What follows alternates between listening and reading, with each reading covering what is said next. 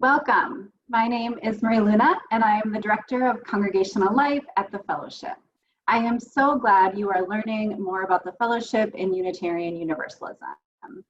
Today we are talking about these small groups at the Fellowship and how these can be a meaningful way of connecting to others as well as growing on your spiritual journey.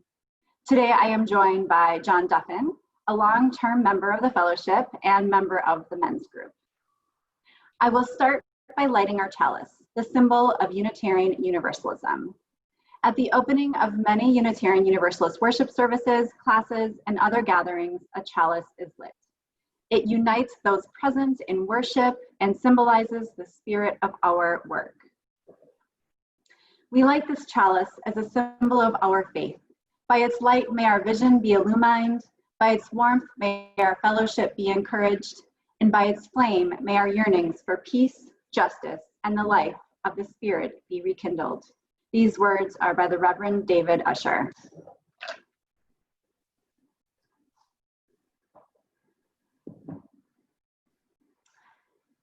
Small groups are an important way to connect with people.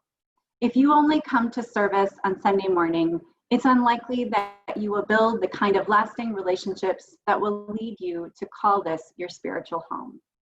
There are many different kinds of groups in our congregation.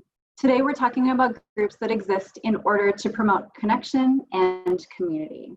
They are formed either around shared identities, like men's group, women's group, our parent group, or a shared affinity or interest group, like art or dance or music.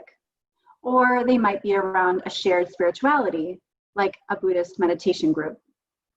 All of our small groups are lay-led. People are welcome to start up new groups when they have an interest or passion they want to share with others. John, you have been part of the men's group for a long time. How did you get connected? When I first started attending the fellowship back in 2008, that fall, there was a small group sign-up day at tables in the lobby before and after the worship service. And one of the men from the men's group that was hosting the table invited me to give it a try. And so I did, and I've been attending ever since, and it's just been a wonderful thing to be involved with, connecting more deeply with so many good men. And what made you stay a member for so long? Well, being better connected, since I had just moved to Appleton in that same year, really helped me feel better grounded in the community. And even when I attended the worship services, I felt like I knew some people and could talk and connect a little bit more easily.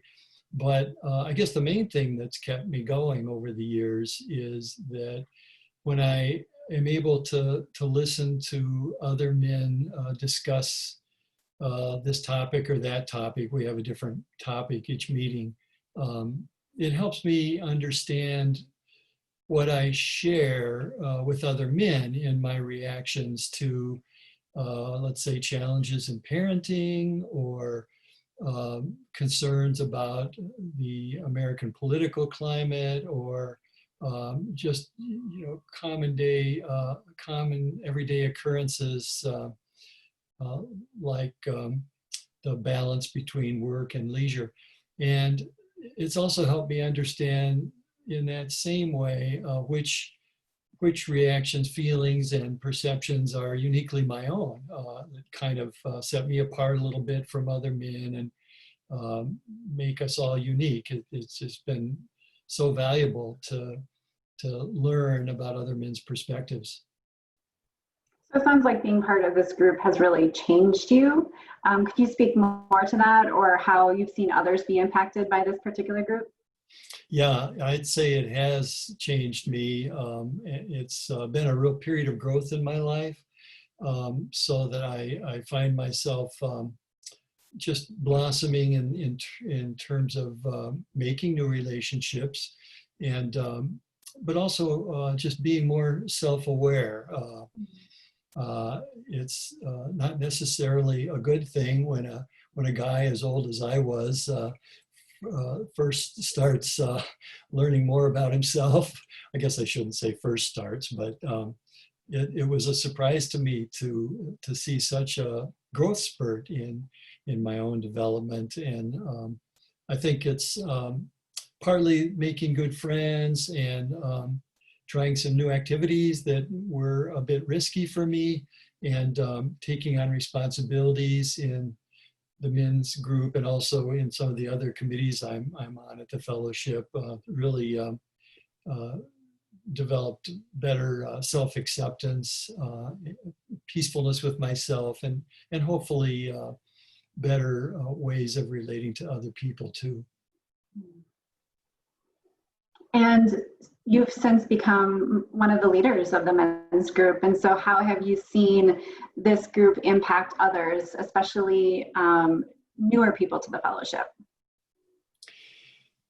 Yeah, we have been, the men's group has been around for probably about 35 years now. And some of us are getting a little older, and we're realizing that if the men's group is going to continue on with some real vitality, that we have to be responsive to the needs of some of the younger men in our fellowship as well. So we've done some polling, and we've invited some of the younger members of the fellowship, younger men, to attend our midwinter retreat, or to attend some of our bike and hike outings, or just come to the men's group discussions.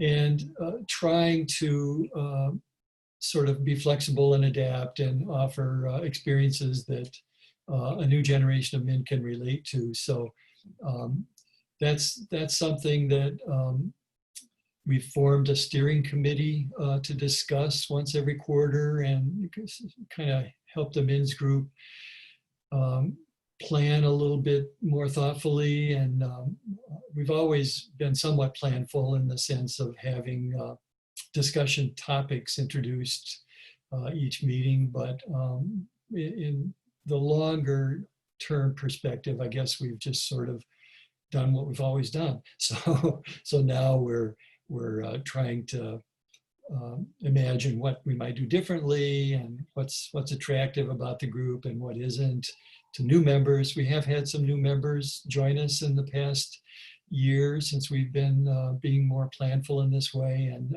so that's hopeful. I'm excited about that, and we'll see where that goes. Wonderful. And I think a lot of the themes that you talk about the men's group definitely shows up in a lot of our groups. You know, making connections, feeling like you belong to the congregation in a way that you can't just by attending a service. The relationships that are built, the self-awareness and reflection and growth on the spiritual journey. Right. You know, each person's going to take you know, from their group something a little bit different, especially depending on what they're looking for.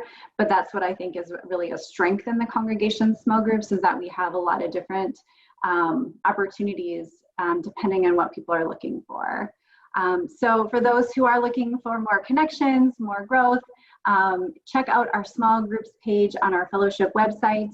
And if you have questions about any of them, there's contact information for the leaders, or you can contact me directly, and we will make sure that you are connecting in the ways that's meaningful for you. So thank you so much, John. This has been really, really helpful. And I am going to close by extinguishing our chalice. These words are by the Reverend Martha Munson. We extinguish the chalice here that it might go gently in our hearts. May it light your path as you leave this place. May it guide your way until we are together again.